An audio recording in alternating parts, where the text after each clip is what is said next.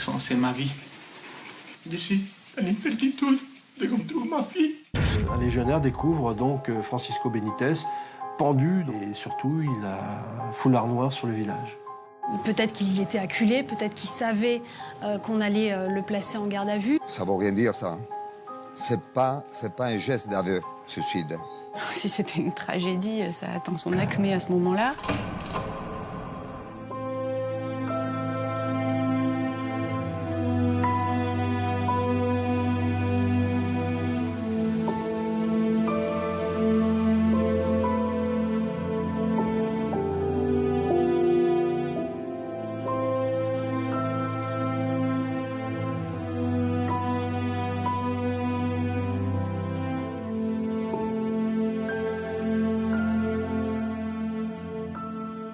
Nous allons aujourd'hui évoquer l'affaire qui, pendant l'été 2013, a tenu la France entière en haleine.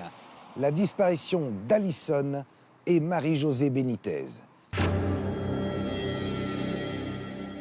La famille Benitez vivait ici, à Perpignan, et c'est dans la caserne Joffre, qui se trouve derrière moi, que Francisco, dit Paco, le père, le légionnaire d'origine espagnole, officiait depuis 2010. Alison est la fille unique de Benitez. C'est une jolie jeune fille qui est apprentie coiffeuse et dont le rêve ultime serait d'être un jour élue Miss Roussillon. Jusqu'ici, tout va bien. Mais le 14 juillet, tout bascule. Alison et Marie-Josée se volatilisent. Dernier signe de vie, un SMS, pour le moins laconique. Je pars à Toulouse. Des recherches s'engagent, sans succès. 3 semaines plus tard, la veille de l'audition de Benitez par la police, coup de théâtre. Il est retrouvé pendu, en plein milieu de la cour de cette caserne, un voile noir sur sa tête, comme ceux que l'on fait porter aux condamnés à mort. Un suicide pour le moins étrange. Pourquoi s'est-il donné la mort?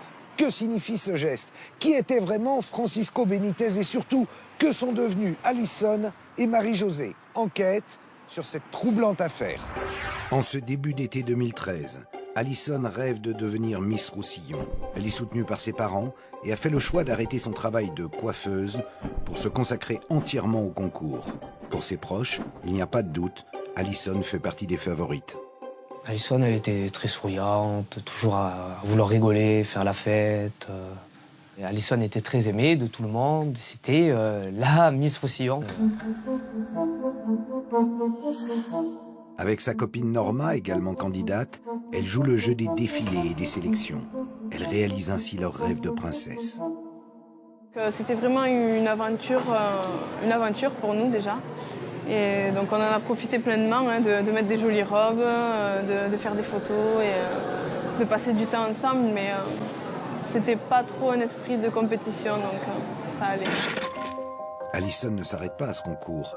Elle tourne également des clips avec ses amis pour multiplier ses chances de devenir une graine de star. C'est en 2010 qu'Alison et sa famille posent leurs valises à Perpignan. Son père, Francisco Benitez, est légionnaire, régulièrement affecté dans de nouvelles casernes, Castelnaudary, Nîmes ou encore Mayotte. Une île où Marie-Josée et Francisco avaient d'ailleurs décidé d'officialiser leur union après plus de 15 ans de vie commune. Ces déménagements à répétition n'ont pas facilité la vie sociale de leur fille Alison. Sa mère est donc naturellement devenue sa plus grande confidente. Avec sa mère, elle avait une relation très fusionnelle. Elles étaient toujours toutes les deux à s'envoyer des messages, même quand on sortait.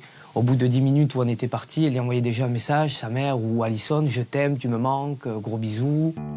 Francisco est aussi très proche de sa fille. Il veille sur elle et lui consacre du temps. C'est d'ailleurs assez fréquent qu'il vienne à ses répétitions de Miss. Impliqué dans la vie de la commune, Benitez est un homme respecté par ses amis, bien sûr, mais aussi par ses pairs. Il est d'ailleurs très bien noté par sa hiérarchie. On regarde les photos, c'est un père de famille parfait, qui adore sa fille, qui a plein d'amis, qui est drôle, je crois. Moi, j'ai parlé avec plusieurs légionnaires et tout le monde il m'a dit la même chose. C'est un super mec. Une famille au final bien ordinaire qui semble très soudée. Le 14 juillet 2013, Alison est ici, au Canet-sur-Plage.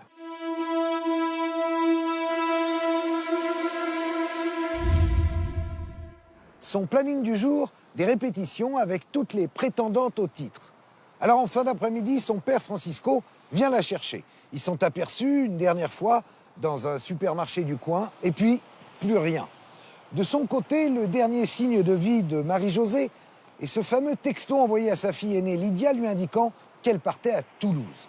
Les jours suivants, aucun mouvement bancaire. Les portables sont coupés, aucune activité sur les réseaux sociaux que la jeune fille aimait tant. Marie-Josée et Alison se sont littéralement volatilisés. C'est donc le 14 juillet que tout va basculer. Depuis quelques mois, les candidates au titre de Miss Roussillon se retrouvent chaque semaine pour apprendre à défiler, mais aussi pour mieux se connaître. Au programme, jet ski entre Miss et déjeuner avec l'équipe.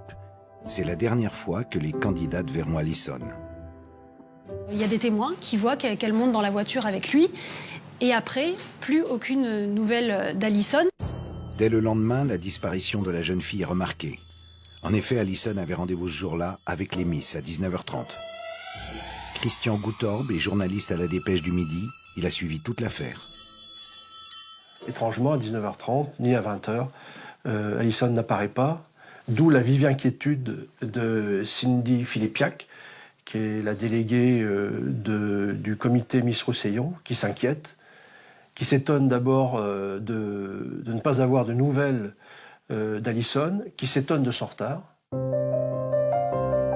Alison n'aurait jamais manqué une de ses répétitions, elle y tient trop. L'organisatrice, Cindy, demande donc à Alexandre, son meilleur ami, d'aller chez elle voir ce qui se passe. Que le 16 juillet au matin, je passe chez Alison. Et là, aucune réponse, à part le père qui m'a répondu à la fenêtre, torse nu, en sueur, ou de l'eau, de la douche, je sais pas. Que j'ai demandé où était, si je pouvais voir Alison, si elle était là. Parce qu'on n'arrivait pas à la voir au téléphone. Il me dit « Ah, c'est normal, Alison va bien. » Elle est partie avec sa mère à Toulouse, elles ont coupé les portables. Elle serait donc partie à Toulouse. C'est en tout cas ce que la mère d'Alison, Marie-Josée, a envoyé par texto à Lydia, sa fille aînée, issue d'une précédente union. J'ai pris une décision difficile, mais c'est mieux comme ça. Je pars à Toulouse avec Alison. Je vous aime, appelle papa. Elles auraient donc décidé de partir du jour au lendemain. Depuis ce texto envoyé le 14 juillet à 17h17, plus aucune nouvelle. Francisco Benitez, de son côté, n'a pas l'air de s'inquiéter. Après tout, Alison cherche à travailler à Toulouse. En revanche, cela étonne son entourage. Je lui ai envoyé des messages, je l'appelais et forcément elle ne répondait pas. Et c'est que quand je suis rentrée donc, le 22 juillet que là je me suis dit il y a un problème, quoi.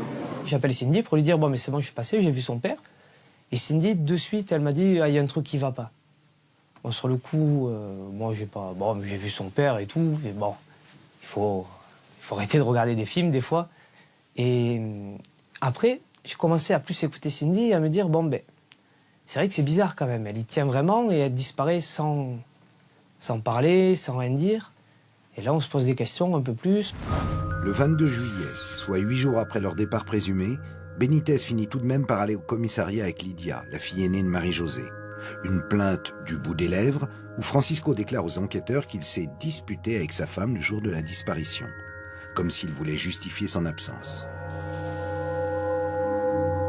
On le sait de suite, c'est que son couple avec Marie-Josée va pas très fort, qu'ils s'entendent plus du tout, qu'ils sont sur le point de se séparer et que Marie-Josée était déjà partie. En même temps, elles sont majeures toutes les deux. Ce qui fait qu'au départ, on va dire que personne ne tilte trop, mais effectivement, de la part d'un père qui a en plus adoré sa fille, c'est assez étonnant qu'ils mettent 8 jours pour déclarer cette disparition, d'autant qu'il ne reste que 10 minutes dans le commissariat. Il arrive, je crois, à 10h45 et il repart avant 11h. Les premières failles commencent à apparaître dans cette vie de famille paisible. C'est le début d'une enquête complexe qui cache une effroyable histoire. À Perpignan, les proches de la famille vont prendre les choses en main et tenter de faire avancer l'enquête. Des photos sont alors placardées dans tout Perpignan et les médias, évidemment, s'emparent de l'affaire. Benitez, lui, ne semble ni inquiet ni perturbé. Il est tranquille, il dit croire à la version du texto. Elles sont parties à Toulouse, alors qu'elles avaient rendez-vous justement pour Miss Roussillon.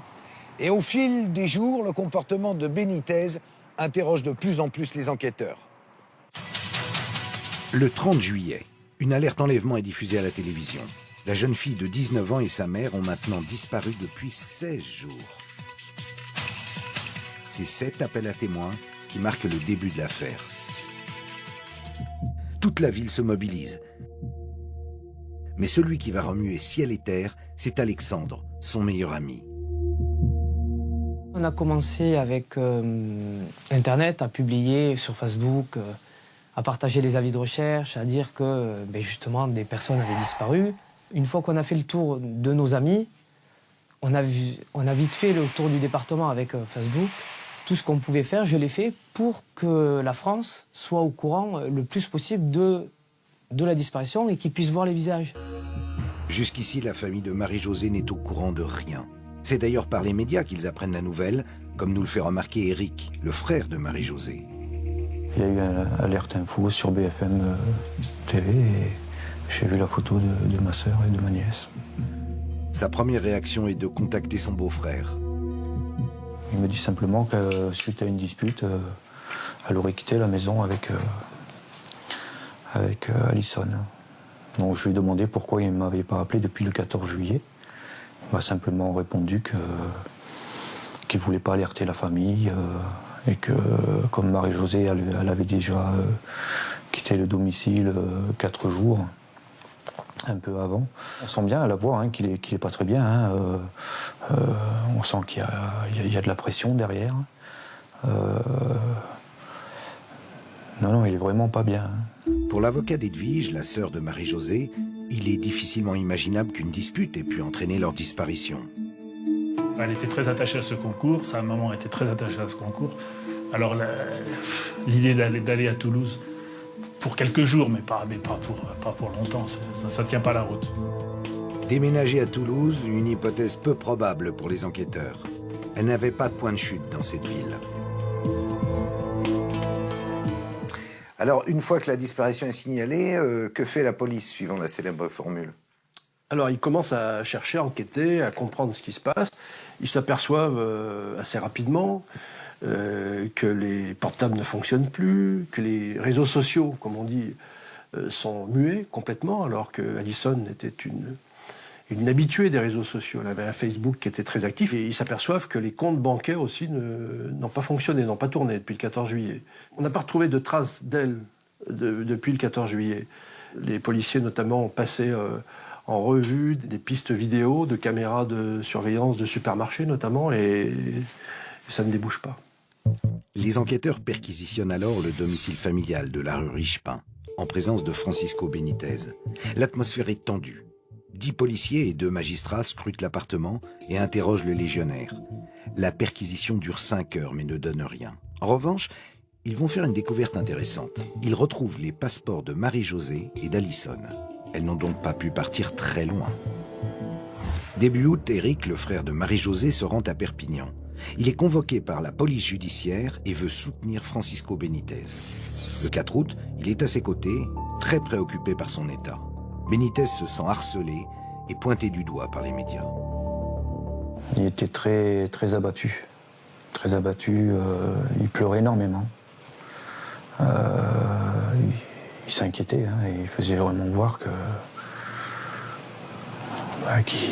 il se demandait qu'est-ce qui se passait. Eric quitte Francisco Benitez vers 18h avec la promesse de le revoir le lendemain matin. Mais la soirée du légionnaire est loin d'être terminée. Il y a une petite voisine qui, le dimanche soir, le voit partir de son domicile. Il est 23h, il est dans sa voiture, il est en tenue d'officier de la Légion, et il monte dans sa voiture et il part. Vêtu de son uniforme, Francisco Benitez se rend en fait vers la caserne. Plus personne ne le reverra vivant. Au petit jour, un légionnaire découvre donc Francisco Benitez pendu donc, sur une façade d'un des bâtiments de la Légion. Il s'est jeté dans le vide avec une corde au cou, verrouillé par un mousqueton qui lui-même est attaché à une barre de fer à l'intérieur des toilettes d'un des bâtiments de la Légion. Il est en tenue d'officier de la Légion, en Rangers, et surtout il a un foulard noir sur le visage. Et le suicide du père, c'est évidemment le point, je veux dire, si c'était une tragédie, ça atteint son acmé à ce moment-là. Alors comment comprendre ce geste, 3 semaines seulement après la disparition de sa femme et de sa fille? Chacun y va de son interprétation.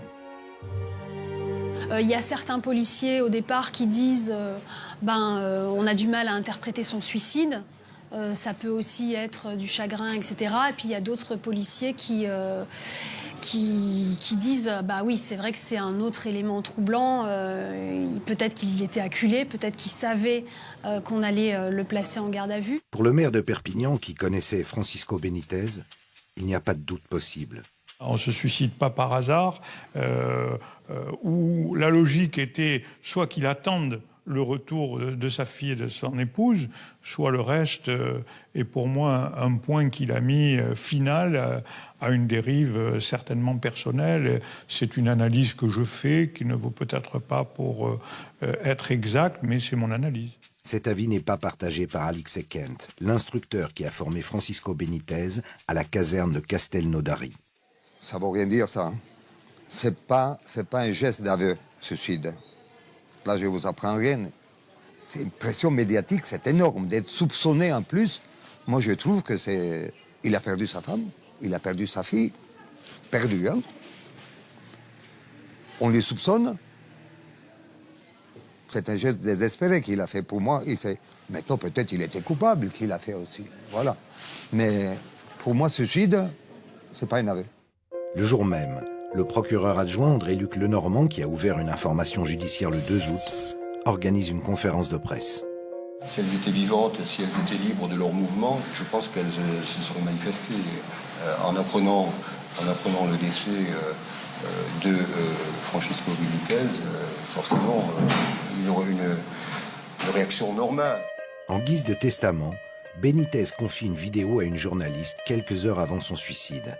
C'est Lydia, sa belle-fille, qui est derrière la caméra, sans savoir que Francisco va se donner la mort quelques heures plus tard. Bonjour à tout le monde, là, je suis le papa d'Alison. Le plus dur pour nous, ça a été de lire des choses que les gens commentaient et disent sans savoir ce qui se passe dans la vie privée des gens. Là. Les gens qui me connaissent vraiment, là, ils savent très bien que pour moi, Alison, c'est ma vie.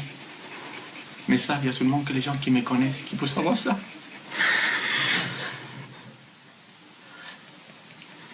Aujourd'hui, je suis dans l'incertitude de qu'on trouve ma fille, parce que ça fait déjà 3 semaines qu'elle est partie. Et ma fille jamais aurait fait une chose comme ça, de ne pas donner des nouvelles ni des choses comme ça, c'est impossible. Je sais que c'est impossible. Pour ça, aujourd'hui, il y a beaucoup de choses qui nous passent dans la tête. Et on tient, mais c'est trop dur, on est à la limite d'exploser. Et c'est pas une histoire de légionnaire ou pas légionnaire, non, c'est une histoire de cœur, d'une famille, c'est tout. C'est une vidéo qui montre un homme vraiment abattu, hein, vraiment touché, qui pleure. Il est dans un effondrement personnel, mais l'effondrement personnel, c'est qu'est-ce que j'ai fait ? Un acte qui interpelle, pour le moins. Rappelons que Francisco Benitez devait être entendu par la police le 6 août, le lendemain de son suicide. Aurait-il eu peur de ne plus pouvoir donner le change ? Il était à bout parce qu'effectivement, la gendarmerie était là et il en avait très peur. Je pense qu'il avait très peur d'être arrêté le 5. Je pense qu'il avait très peur. Et c'est la raison pour laquelle il a décidé de se supprimer. Enfin, moi, je pense. C'est dans une lettre posthume laissée à la caserne que Benitez justifie son acte auprès de sa hiérarchie. Depuis plus de 3 semaines, ma fille Alison et sa mère ont disparu d'une façon inquiétante. Le plus dur, c'est comme d'habitude d'écouter certaines critiques des abrutis sans savoir rien de ma vie privée. Cet après-midi, pour la première fois, je contacte Paris Match pour la diffusion d'une vidéo. Vous verrez un autre Benitez, pas celui que vous connaissez. Je vous demande s'il vous plaît de ne pas me juger, mais je suis vraiment au bout de mes forces. Souvenez-vous tout simplement du Benitez que vous connaissez. Un message vidéo pour le grand public, une lettre à l'intention de sa hiérarchie, un suicide. Même pour un criminologue, difficile d'interpréter ses gestes. Roland, pourquoi il écrit à ses supérieurs hiérarchiques de la Légion ? Quand on écrit à son supérieur, c'est qu'au fond, au nom de quelque chose qui compte pour soi, la Légion, on a envie tout simplement de crier « Je ne suis pas celui que vous pourrez penser. Je ne suis pas cet homme qui a tué sa femme et sa fille. Donc au fond, il y a son rapport à l'honneur, il est dans le regard potentiel des autres légionnaires. Sa mise en scène est plus réussie pour son suicide. Grand uniforme, voile noir sur le visage, pendu au milieu de la cour. Là, on ne peut pas faire mieux. Je pense que peut-être dans le côté solennel, cérémonial, drapé, cagoulé, même de la pendaison, il y a peut-être quelque chose qui signe une manière de partir, peut-être qui est symbolique pour les hommes de la Légion, le sens de l'honneur, quelque chose qui est ritualisé. S'il met un voile noir sur son visage, est-ce que c'est pas pour montrer qu'il a honte et pour avouer d'une certaine façon? Parce qu'il pourrait se pendre, je dirais, de tristesse, de dépit d'avoir perdu sa femme et sa fille. S'il met le voile noir, ça veut bien dire quelque chose, ce voile. Honnêtement, ce voile m'a beaucoup intrigué. Je vois effectivement deux types d'hypothèses. Les unes, que ça rentrerait dans une symbolique du suicide d'un homme d'honneur. Je ne suis pas un spécialiste de tous les suicides ritualisés, première hypothèse. Et l'autre, qui est effectivement un paradoxe entre, au fond, la sincérité qui est voulue par l'ensemble du message, et puis le fait que je veux cacher mon regard aux autres. Quand je cache le regard, c'est que j'ai honte. Quand je cache le regard, c'est que j'ai peur d'être décodé par le regard des autres dans ce qui se passe vraiment au fond de mon crâne. Désemparés par la disparition de leur témoin principal, les enquêteurs vont cette fois fouiller en profondeur le passé de la famille, à la recherche du moindre indice. Très vite, ils s'aperçoivent que le tableau idyllique de la famille unie présenté par Benitez est très loin de la vérité.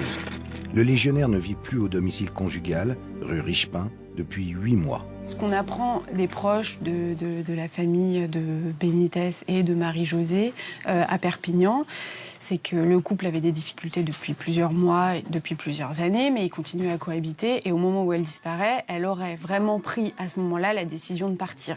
Et partir, ça veut dire quitter le domicile, et a priori quitter le domicile avec sa fille Alison. Donc ça veut dire que les deux femmes s'apprêtaient à aller à l'encontre du schéma familial parfait, peut-être que Benitez avait imaginé et dans lequel, en tout cas, il projetait cette image socialement. Francisco Benitez jouait tellement bien la comédie du bonheur que son beau-frère ne se doutait de rien. Ils étaient discrets dans leur couple, je vous dis, à aucun moment, moi j'ai su qu'ils étaient qu'ils allaient se séparer, qu'ils avaient... Non, c'est lui-même qui me l'a appris quand je suis arrivé à Perpignan. C'est donc seul qu'Alison affronte cette rupture et se prend de plein fouet cette désillusion. C'est alors qu'un terrible rebondissement va accélérer l'enquête. Les policiers se focalisent désormais sur Benitez et cherchent à retracer son emploi du temps. L'objectif, comprendre ce qui s'est réellement passé. Ils auditionnent les collègues du légionnaire et l'un d'eux revient sur un détail troublant. Les policiers se rendent compte que, en juillet, peu après la disparition de sa femme et de sa fille, Benitez a transporté son congélateur à la Légion. Donc là, une perquisition va être menée à la Légion et on va se rendre compte que dans le congélateur, il y a des traces ADN de Alison. Le collègue aurait donc déménagé le congélateur avec Francisco Benitez le 19 juillet, soit 5 jours après leur disparition. Benitez, visiblement, expliquera à son collègue légionnaire qu'il s'agit de sang de gibier, etc., etc. Il va le nettoyer à grande eau, donc à l'intérieur de la caserne, et puis voilà. D'autres légionnaires confirment qu'ils ont bien vu Benitez le nettoyer à fond. Lorsque les enquêteurs perquisitionnent la caserne, ils trouvent le congélateur scellé par une corde. Les premières analyses scientifiques ne révèlent que quelques traces de sang, qui pourraient provenir de coupures ou d'égratignures. Les policiers font alors des recherches plus approfondies et les résultats sont implacables. Les traces ont été trouvées, je crois, dans des rouages tout à fait cachés du congélateur. Donc, pour moi, cela accuse Benitez. Mais évidemment, nous n'avons pas la preuve. Les enquêteurs sont désormais persuadés que Francisco Benitez a conservé le corps d'Alison plusieurs heures dans le congélateur.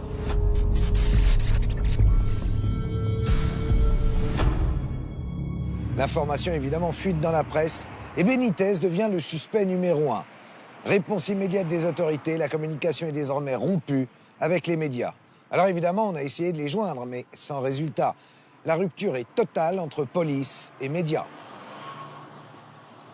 Toujours par ses amis légionnaires, les enquêteurs apprennent qu'il a été vu en train de nettoyer des vêtements à la caserne. La machine à laver est saisie. Elle contient également des traces de sang d'Alison, mais aussi de Marie-Josée. Les policiers décident donc de retourner perquisitionner au domicile familial, cette fois-ci en employant des techniques scientifiques plus élaborées. Ils ont passé l'appartement au Star Blue. C'est quoi le Star Blue? Star Blue, c'est ce qui permet de repérer des traces de sang qui auraient été effacées. Mais on apprendra un peu plus tard, lors de l'enquête, qu'en fait, on a retrouvé de nombreuses traces de sang, à la fois dans le salon, sur le sol, sur les pieds du lit. Autre détail troublant, le compteur kilométrique de sa voiture indique que Benitez aurait parcouru 5000 km en à peine 3 semaines. En moyenne, un particulier en effectue 1000 par mois, soit 5 fois moins. Il a beaucoup circulé. Il a beaucoup circulé et on a l'impression que c'est pendant cette période-là où il a beaucoup circulé qu'effectivement il aurait pu faire disparaître les corps, mais là, il y a un mystère total. Et là, c'est absolument incroyable parce que toutes les recherches, vous imaginez que les recherches ont été extrêmement approfondies. Après enquête, la voiture semblerait être un véhicule de fonction. Il n'est donc pas certain qu'il ait été le seul à parcourir ces milliers de kilomètres. Mais les policiers vont au bout de leur piste. Et grâce au téléphone portable du légionnaire, ils retracent une partie de son parcours et s'intéressent à des terrains militaires auxquels il avait accès. Des policiers, des gendarmes et une équipe cynophile spécialisée dans la recherche de corps sont mobilisés. Le 10 septembre 2013, les fouilles se concentrent plus précisément sur Port-le-Cat, à une demi-heure de Perpignan. Grâce à la géolocalisation de son portable, ils se sont aperçus que, après la double disparition, il a beaucoup fréquenté cette zone et à des heures où il n'était pas censé y être, des heures très tardives dans la nuit. Donc les policiers de Perpignan, notamment, sont persuadés qu'elles sont enterrées là quelque part. En fait, il y a une station d'épuration, il y a une pinède à côté. C'est un terrain assez vaste où le sol est assez... c'est facile à creuser, assez meuble. Si les enquêteurs se sont autant focalisés sur cet endroit, c'est qu'ils disposaient d'une autre information que l'on a pu obtenir auprès d'une source proche de l'instruction. Le portable de Benitez a bien émis à Port-le-Cat le 15 juillet, mais on sait aujourd'hui que celui de Marie-Josée était également borné au même endroit. Francisco Benitez avait pourtant dit ne plus avoir de leurs nouvelles depuis le 14 juillet. Encore un élément qui accable Benitez. Sur le terrain, les fouilles vont s'intensifier. Le juge d'instruction envoie des équipes de plongeurs à la recherche de corps ou d'indices. 70 CRS de Montpellier sont aussi dépêchés pour leur prêter main forte. La zone est passée au peigne fin, mais les enquêteurs ne trouveront rien. Subsiste un dernier espoir, la cuve de traitement des eaux usées de la station d'épuration. C'est ici, dans cette station d'épuration, que les enquêteurs ont entrepris leur dernière fouille.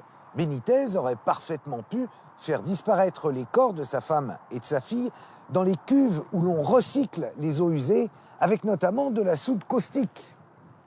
La soude caustique, comme l'acide chlorhydrique, peuvent faire disparaître des corps dans leur intégralité.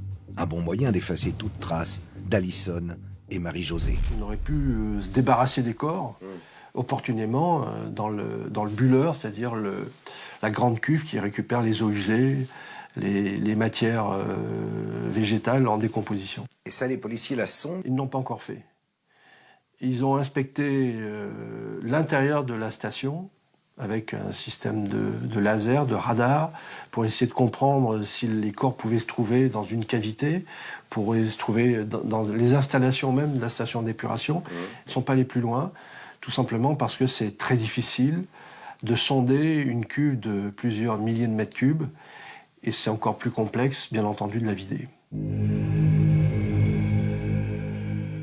Tout au long du mois de septembre, les enquêteurs vont fouiller, chercher, en vain. Alors, qui est réellement ce Francisco Benítez? Quelle était sa vie avant de s'engager dans la Légion étrangère?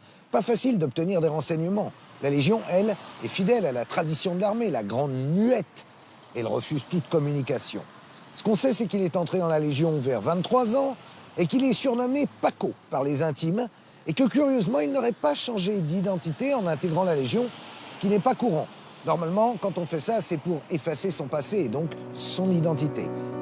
C'est à Algeciras, en Espagne, que Francisco Benítez Pulido voit le jour le 13 décembre 63. Un père auxiliaire de médecine, une mère au foyer, Francisco est le cadet d'une famille de 4 enfants. Quelques années plus tard, la famille Benítez déménage à Ceuta, une enclave espagnole sur les côtes marocaines, en face du détroit de Gibraltar. Un lieu peu commun. C'est à la fois une zone de passage et c'est aussi une zone de brassage. Je crois qu'il y a une explication qui vient de là. Benítez n'évoquait que très rarement sa vie d'avant, en Espagne. Il distillait les informations au compte-gouttes. Chantal, une amie de Marie-Josée, s'en souvient très bien. Ce que j'ai compris, c'est qu'il avait fait une bêtise en Espagne. Cette bêtise, on ne sait pas laquelle c'était. C'était un mystère. Quelquefois, il lâchait un petit peu des indices. Il a dit, j'ai pas une vie si facile que ça. Parce qu'il a été dans une famille assez stricte, donc avec de la retenue.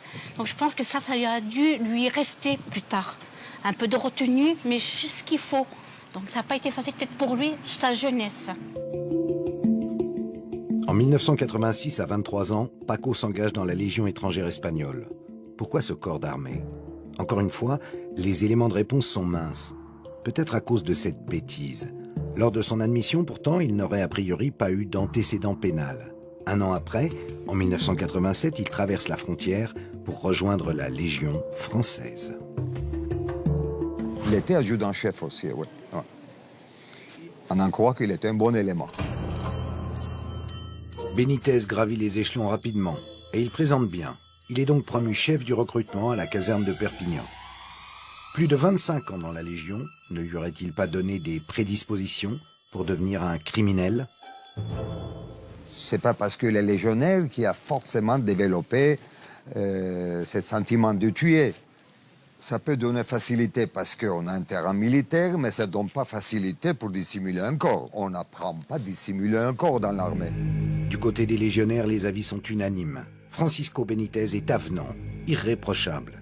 Mais il est difficile de dialoguer avec eux. L'armée, la Grande Muette, porte bien son nom. Nous avons bien tenté de joindre à plusieurs reprises des compagnons d'armes de Benítez, mais à chaque fois, que ce soit par téléphone... Oui, c'est des questions simples qui peuvent amener des débats et qui peuvent aussi amener des interprétations simples de la part de journalistes. On ne va plus répondre à vos questions. Voilà, j'en resterai là. Merci, bonne journée. Ou via des réseaux sociaux, les militaires bottent en touche.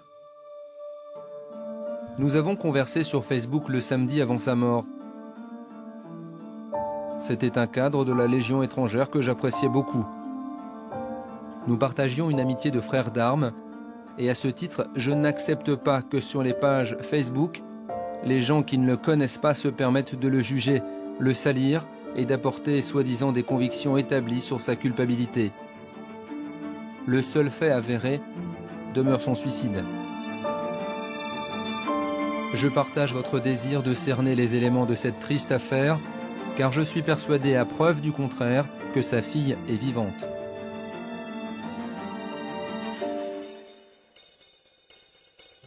Que ce soit dans l'armée, chez ses proches ou du côté de la justice, les interrogations sont nombreuses et le moins qu'on puisse dire, c'est que les avis divergent. Jour après jour, de nouveaux témoignages apparaissent, mettant en lumière une facette jusque-là inédite du légionnaire. Ce dont on est sûr après enquête, c'est que Francisco Benítez était ce qu'on appelle un homme à femme. Il avait plusieurs vies. Il était très respecté chez les légionnaires, impliqué dans toutes les activités liées à ce corps militaire, et il savait très bien dissocier vie officielle et officieuse. Sur un réseau social bien connu, il avait d'ailleurs 2 profils distincts. Un pour sa vie de famille, avec sa fille Alison, et l'autre professionnel pour la Légion, et a priori aussi pour ses maîtresses. Et oui, le légionnaire, ça fait rêver. Nous sommes en juillet 2013. Le couple de Marie-Josée et Francisco Benítez ne fonctionne plus. Dans le cadre de ses fonctions, Benítez se rend régulièrement au consulat de France à Barcelone. C'est là-bas que, quelques mois plus tôt, il y rencontre Maria Teresa, une Espagnole de 39 ans, mariée, 2 enfants. Entre eux naît une sorte d'amitié amoureuse. Certains lui prêtent également une maîtresse à Paris, et 2 dans sa caserne. Les policiers commencent à enquêter. Je me souviens, il y en a un qui dit dans cette histoire, dès qu'on soulève une pierre, on trouve une gonzesse. Enfin, il avait une double, triple vie. Il avait plein de maîtresses, donc beaucoup de succès.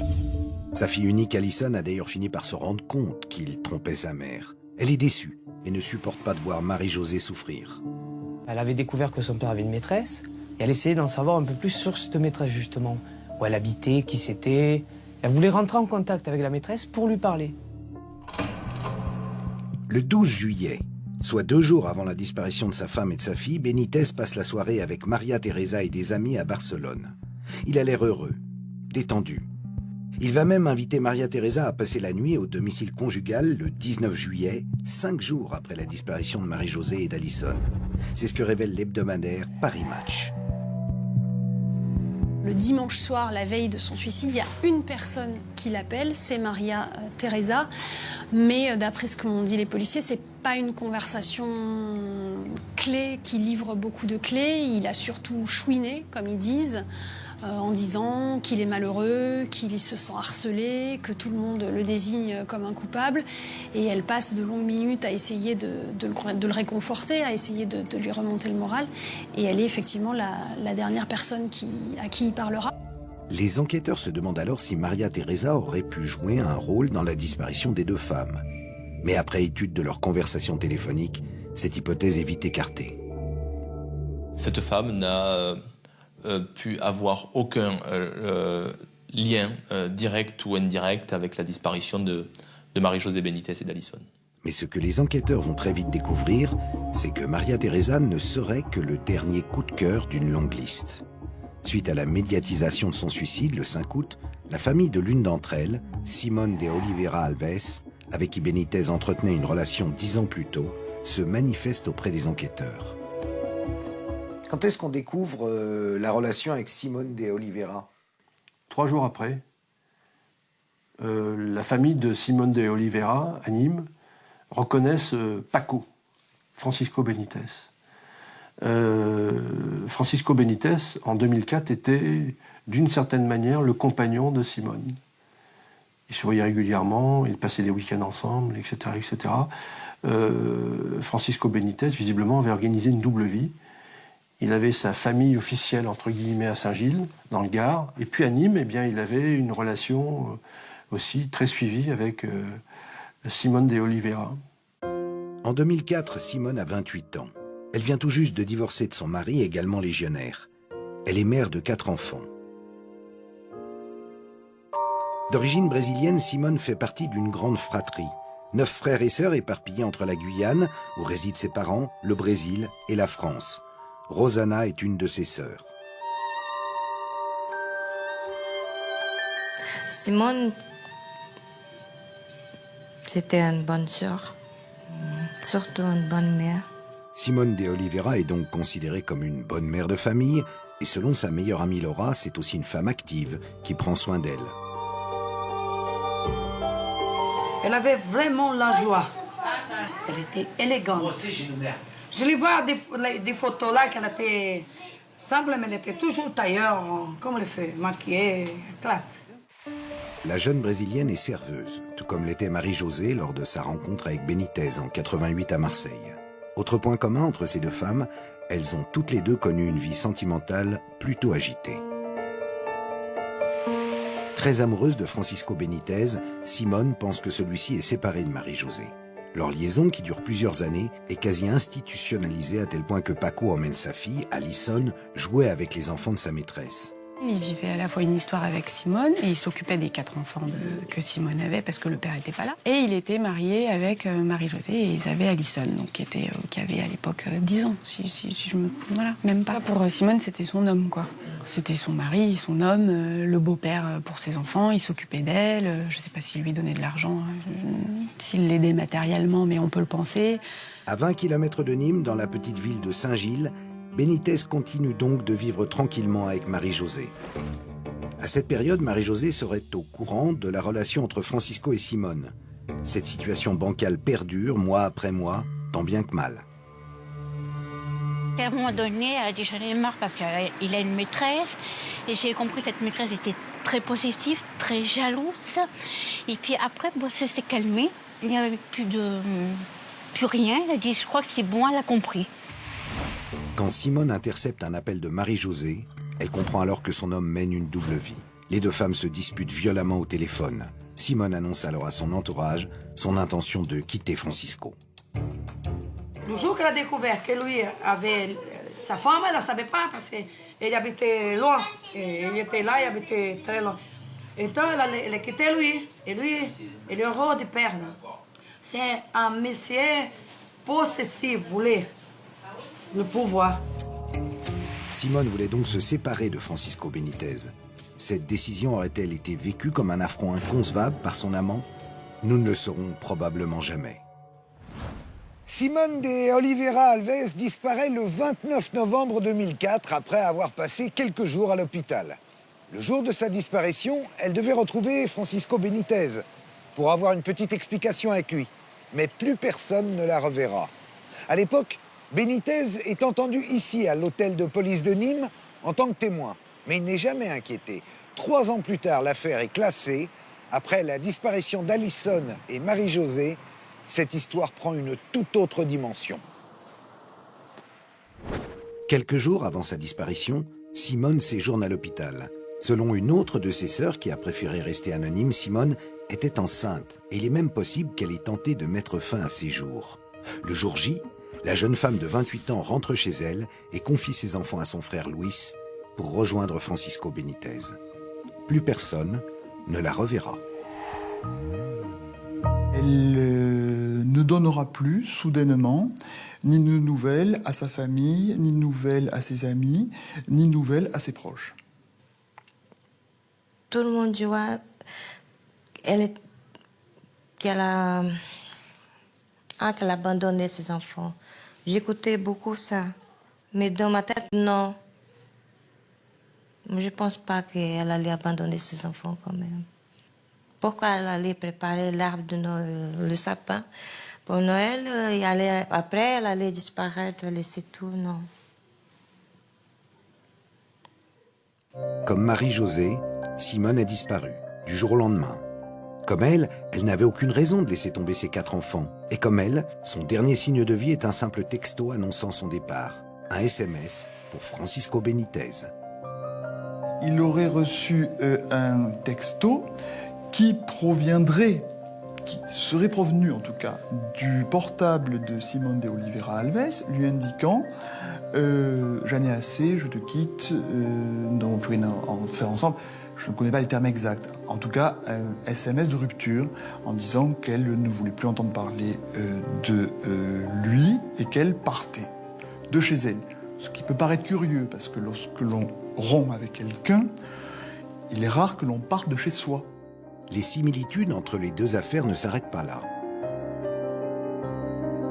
Vous avez des terrains militaires qui sont immenses, qu'on appelle le camp des Garrigues, qui recouvre une surface qui va entre la route d'Alès et la route d'Uzès. Donc ce sont des centaines de milliers de mètres carrés, ou probablement même d'hectares, dans lesquels il peut être, à mon sens, très facile de faire disparaître un corps, surtout pour quelqu'un qui connaît ces terrains militaires.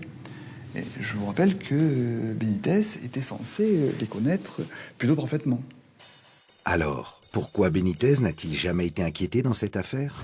À l'époque, il est entendu par les policiers de Nîmes. Il nie toute implication dans la disparition. Il n'a jamais fait de garde à vue, n'a pas eu la qualité de témoin assisté, encore moins celui de mise en examen. Pour son métier, Simone fréquentait les milieux de la nuit. Le scénario d'une mauvaise rencontre est une hypothèse envisagée. Certains policiers, quand on apprend l'existence de cette fille, au tout départ, ils nous disent « Mais attendez, cette fille, elle avait des mœurs un petit peu légères, elle se prostituait occasionnellement, elle a dû faire une mauvaise rencontre, ou même c'est peut-être vrai qu'elle est rentrée au Brésil. » C'est vrai qu'à l'époque, ils ont peut-être pas bien cerné l'importance de la chose. Pour la famille de Oliveira, ces préjugés sont insupportables, surtout qu'ils voient Benítez d'un mauvais œil. La famille, les amis, les proches de Simone de Oliveira Alves avaient alerté les forces de l'ordre en disant nous soupçonnons Francisco Benítez d'être à l'origine de la disparition de notre sœur.